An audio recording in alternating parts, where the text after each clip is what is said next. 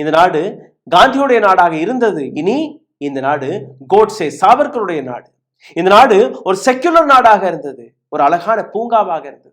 இனி இந்த நாடு ஒரு தீவிரவாத நாடாக மாறிவிட்டது. அதாவது எப்படி தாலிபான் கொடுமை செய்தார்களோ அதே போன்ற தாலிபான் இன்னைக்கு இந்தியாவிலும் உருவாகிவிட்டது. தேங்க்யூ மோடிஜி. ஏன்னா இந்த நபர்கள் வாட்ஸ்அப் யூனிவர்சிட்டி வழியாக வெளிவந்த கிருமிகள். இந்த கிருமிகளுக்கு சந்தோஷம் என்பதே என்னவென்று தெரியாது.